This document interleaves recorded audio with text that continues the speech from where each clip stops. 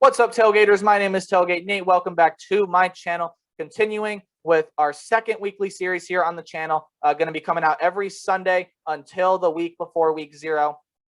It's preseason power rankings. Last week we did the SEC. I gave you a little information and my thoughts on some teams, on all the teams in the SEC. Today we're going to do the same thing, but with what I believe is the second best and deepest conference in the nation, and that is the Big Ten Conference. If you guys do like Big Ten football as much as me, you can go ahead and hit the like button down below. You can hit subscribe as well. If you're a fan of any of these teams, we might mention your team in the regular season. Again, I'm still trying to figure out how I want to do the regular season this year. If you guys have any ideas, let me know down in the comment section below. This is the Big Ten preseason power rankings. This video is made for us to agree to disagree. If you agree with me, leave a comment. If you disagree, leave a comment. But please be mindful of what you say. Without further ado, let's make some people upset. And at number 14, we're going to start with the Purdue Boilermakers. I just don't feel like this team is going to gel very well this year. I feel like Purdue has only been taking steps back. And even when they had Rondale Moore, they either couldn't keep him healthy or they couldn't do anything around him. Now, I know it's a hard thing to do in college football. There's no like free agency. Well, the transfer portal's kind of become free agency, right? But especially with a team like Purdue, I just don't see them doing anything great this year. Now, the offense could be underrated. The rushing yards per game last year is nothing to, I mean, that's pretty bad as well. 81.5 rushing yards per game. For Purdue, it is the pass game. And the struggle for that is they're still trying to figure out who their quarterback's going to be. You got Jack Plummer, Aiden O'Connell. Those are the two front runners. In my opinion, Jack Plummer's a better quarterback than Aiden O'Connell. But when we've had this conversation in years past, Aiden O'Connell has been the starter, and then Purdue has flopped. And then started Jack Plummer, and then they continue their bad momentum. I think Jeff Brom is a coach that, well, might find himself out of a job come season's end if Purdue does not get things turned around and fast. I don't think they're going to. Number 14. Now, number 13, as of right now, is Illinois. I want to mention the 70% returning production. Again, these returning production numbers are as of February 1st. They don't include the transfer portal, maybe even some stuff for the NFL draft, so take it with a little grain of salt, please. They also don't factor in injuries that have happened since then. We're in July, for goodness sake. But on the offensive end, you have Brett Bielema coming in at head coach, and this is going to be a run-forward team. And when you look last year, that's what they were also, almost 200 yards a game, 50 more than the passing. So it's going to be a similar story with Illinois this year, but I feel like the passing game's got to improve a little bit, right? I feel like the run game is going to be solid next year for Illinois, but they have to get the passing game established if they want to win some games. On the defensive side, they just have to get plain better. Illinois is one of the worst teams in the Big Ten last year. I think I even had them at 14th come the end of the season. Might have had Michigan State, but pretty sure I had Illinois. A defense that has to improve, period, end of story. They got to get better, and an offense that should get better under Brett Bielema. Now, 13 is not the place where I think Illinois is going to end up at the end of the season, although it very well may be. But I think Illinois is a team that's going to win and compete more than people expect. And if Illinois proves to be a huge surprise, not necessarily going to get into the playoff conversation or the Big Ten championship conversation, but who knows? The Big Ten West is wide open, right? But for Illinois, I think it's all about, again, how good can Bielema be? And how much does that defense improve, especially with 61% returning production? Yeah, they got to fill some holes there. For Illinois, come mid-October, early November, I feel like this is a team that if they reach their ceiling, we could be talking about to pull off a major upset. But for right now, until they can prove something, they're at number 13. 12 for me is Michigan State. Yeah, I don't like the Spartans this year. I've seen a lot of polls where they're in the single digits. And while I guess I could see it by the end of the season, right now I don't. This was a Michigan State team last year that had awful quarterback play. Despite what the passing yards per game stats tells you, I mean, it's solid. It's definitely not fantastic or great by any stretch of a mile. But the quarterback play was awful last year. And turnovers, right? That was the story last year. Their first game against Rutgers, they had 7 turnovers in a game. in a game. And in an 8-game shortened season, you should have 7 turnovers the entire year if you want to be a really solid team. For Michigan, it seemed like they were turning it over every other possession. And they did pull off the upset against Northwestern. I'll give them that. But Mel Tucker hasn't really proven himself as a head coach anywhere.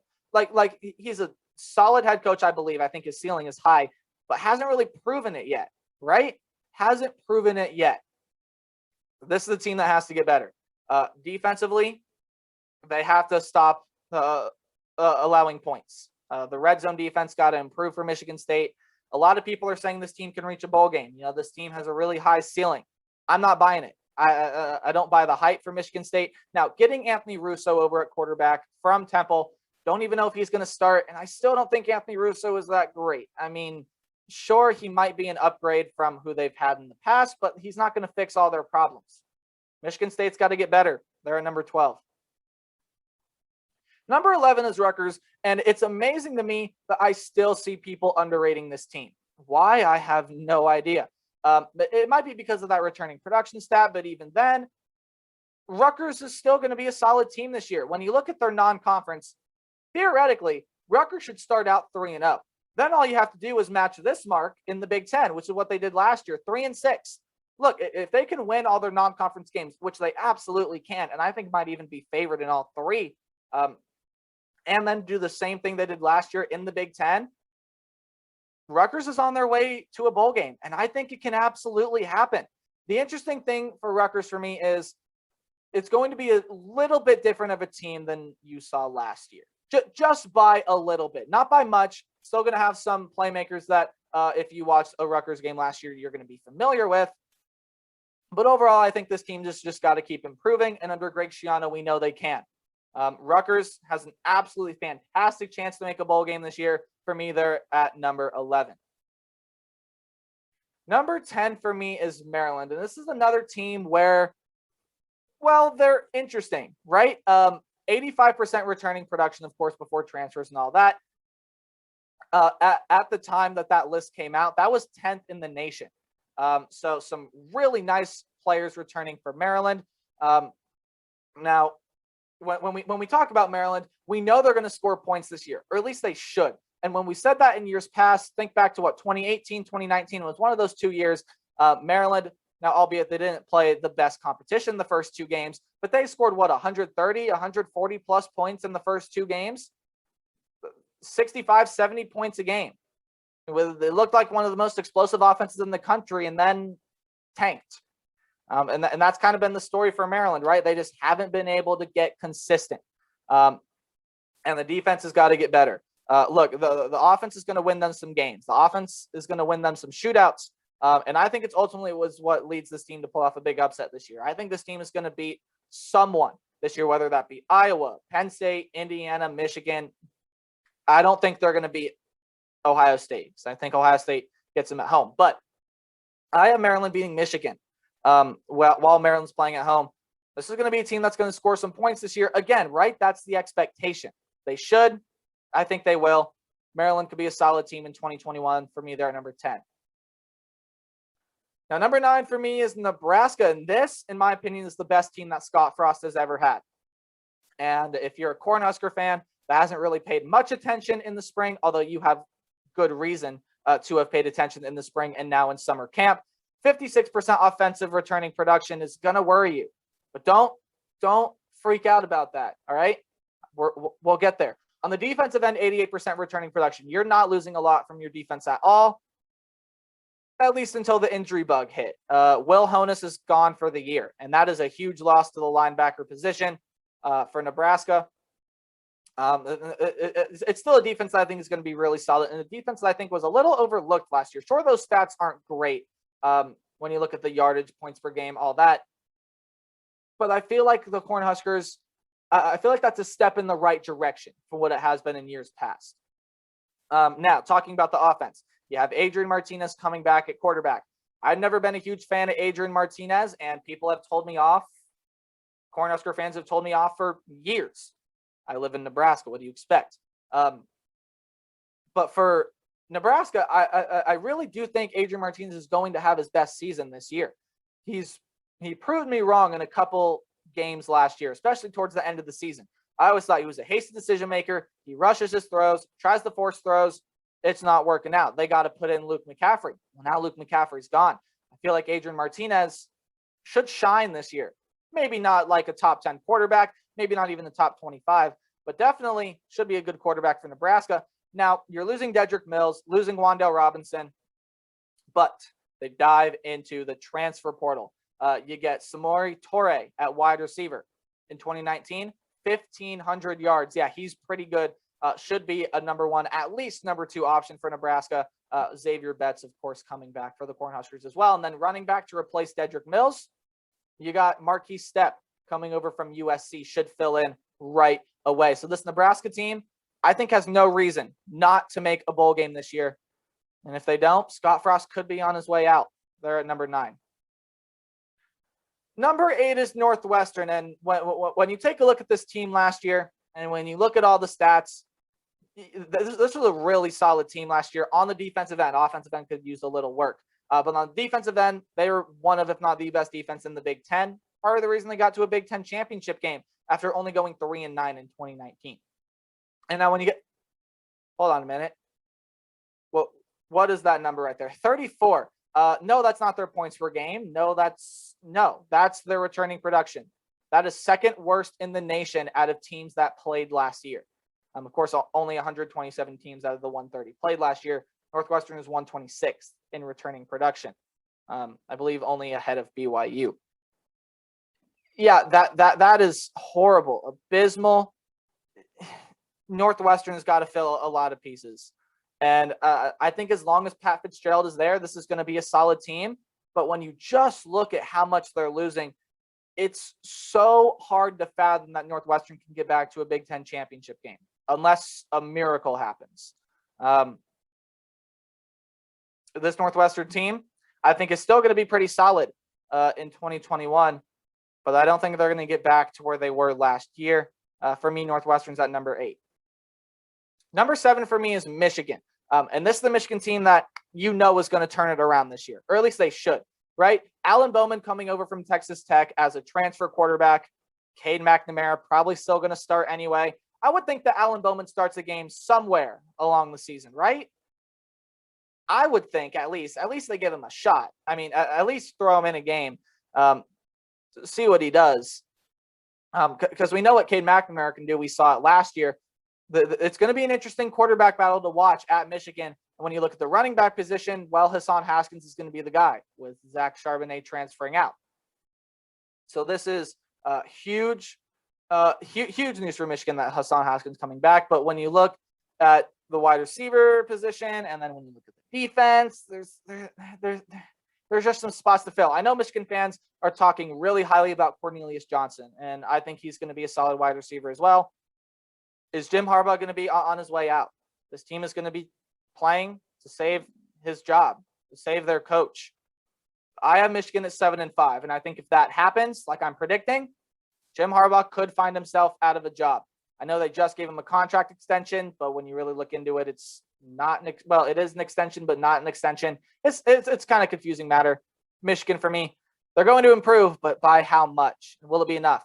They're at number 7. Minnesota's another team I feel like they're going to improve. They're at number 6, 80% returning production, including 84% on defense. From a defense that, well, I kind of ripped into last year, right?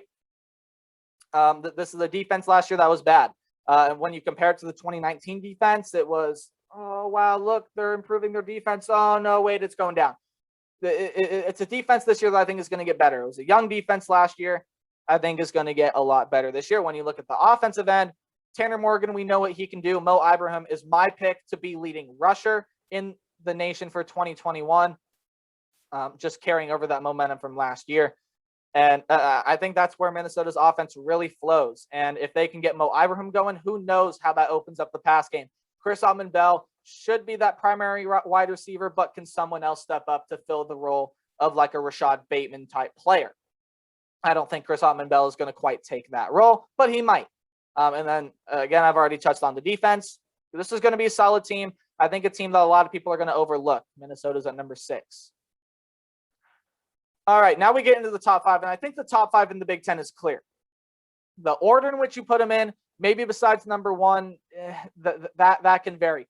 4 and 5, I think, can be flipped around, and 2 and 3, I think, can be flipped around. But 4 and 5 are 4 and 5, and 2 and 3 are 2 and 3, and of course, number 1 is number 1. So Iowa, last year dropping their first 2 games, and then they win 6 straight. I'm kind of on the fence about the Hawkeyes this year. Now, struggle. When a team struggles in football, they're going to struggle on the offensive and defensive line. That's just what I've noticed, and that's what a lot of people seem to say. And it rings true. I was losing a lot on the offensive line and a lot on the defensive line. So that is a point of concern if you are a Hawkeyes fan, especially from a defense last year that was really good. And then on the offensive end, you still have Tyler Goodson, was an honorable mention in my top 10 running backs video last year. But Amir Smith-Marset is gone. Now Spencer Petras is there. And I think he's okay. Again, still developing, so we'll see, right? But for Iowa, I think it's going to be another solid season. But I think they're going to have to play really well to reach the height of the Big Ten championship, which they haven't been back to since 2015. Iowa, for me, is at number 5. And just ahead of them, again, you could flip these 2 teams around if you'd like, but it's the Penn State Nittany Lions, a team that you would think has to rebound last year. And it was a team last year that was devastated by injury. Of course, DeJourney Brown can no longer play football. Micah Parsons with the opt-out. Penn State got hit hard by that, but I don't think the hardest in all of college football. When you look at Penn State this year, it should be a solid team. They're getting John Lovett at running back, a transfer over from Baylor. I've always liked John Lovett. I think he's going to be a solid addition to the running back room in Penn State, which I think could be the best running back room in the nation if they live up to their potential, because they got Lee, they got Ford already back there as well. Wide receiver position, you got Jahan Dotson, Parker Washington, 2 young guys, and Sean Clifford coming back at the quarterback position. I think overall, when you look at this team, it's the defense that has to improve. They lose a defensive lineman to the draft, Jason Owe, and Micah Parsons as well. So there are guys that have got to step up. I believe they also lose a defensive back to the draft as well. So defensive guys, they got to step up. And I think that's going to be the key for Penn State in 2021. For me, though, I see a big bounce back there at number 4. All right, again, number 3 and number 2, you can flip around for number 3. And it's really close. I almost thought about putting it as a tie for second. But 3, I went with the Wisconsin Badgers. I mean, you can probably guess who's at number 2. Wisconsin team that a lot of people seem to think is going to go undefeated. I mean, a lot of people. I've watched a lot of other predictions, and they have Wisconsin going undefeated. I don't see it. I just don't think Wisconsin's going to be that good this year. I feel like they're going to be a solid team, but I don't feel like they're going to be undefeated good, if that makes sense. However, my favorite to win the Big Ten West and get to Indianapolis for yet another Big Ten championship game. Now, when you look 83% returning production, hey, that's pretty solid. But when you look at the running back room, kind of slimmer than it usually has been for the Wisconsin Badgers, at least in terms of the returning production. But Graham Mertz is coming back, and I think that's the story. I think this Wisconsin defense is going to be as good, if not maybe even a little better than they were last year. But when you look at the Wisconsin offense, it starts with Graham Mertz. Hey, can he improve and can he stay consistent? And if that's the case, I mean, we saw what Graham Mertz can do in week 1 of the Big Ten season. 20 of 21 against Illinois and played beautifully and then didn't play well after that. So with Jack Cohn gone, it's now Graham Mertz's time to shine. Can he perform? That is my big question. Wisconsin, for me, is at number 3. The 2 teams that you see left reign from the Big Ten East. You know who number 1 is by now. Number 2 is Indiana.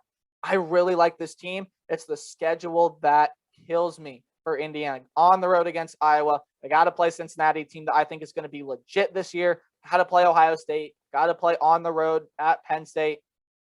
Now they get Ohio State at home, and that's a game that a lot of people are predicting as an upset, as the game that Ohio State might trip up in. We'll touch on Ohio State here in a little bit. When you look at the yards per game, it's nothing great, but I do feel like this Indiana team is going to be a lot better statistically on the offensive side in 2021. You have Michael Penix coming back, Ty Fryfogle coming back, both of which I think are top 10 options at their various positions. When you have running back, of course, you lose Stevie Scott, but bringing in a transfer in Stephen Carr, that is huge for Indiana, and a defense that I think is only going to get better this year as well. A defense that was very underrated last year, statistically, analytically, and just by the eye test. And now they added Ryder Anderson on the defensive line. That's the only position I was really worried about. And now I think this Indiana team can be really, really good. And I think they can challenge Ohio State. But if it's going to be a year to beat Ohio State, you got to do it this year. We'll see if they can do it. Indiana's at number 2. And you should have known before you click on this video who was going to be at number 1. It's the Ohio State Buckeyes. 7-1 last year. They were national runner-ups. And when you look at their returning production, that's not great. But Ohio State's dealt with this year after year. Ohio State doesn't rebuild. They reload. And when you look, one of the most explosive offenses in the nation last year, I don't necessarily think that changes. Even with a new quarterback, even with Master T coming back, even having his struggles. But when you look, this team has clearly, undoubtedly, the best group of wide receivers in the nation. Chris Olave, Garrett Wilson, Julian Fleming, Jackson Smith and Jigba, Emeka Egbuka. Lots of good guys out there for Ohio State catching passes. Also a great tight end in Jeremy Ruckert. A guy that plays like a wide receiver but plays tight end. And on the defensive side, right, that's where you're worried if you're an Ohio State fan like myself. Now, a lot of people are going to look at that secondary and say, ooh, that opponent passing yards, 300. Ooh, ooh. Yeah, that's a number that the Buckeyes got to get around. And the secondary, I think it's going to improve this year. It was young last year, and they tried playing Shaun Wade in the new position, and it didn't really work out. And then they didn't do anything about it, which kind of made me a little mad.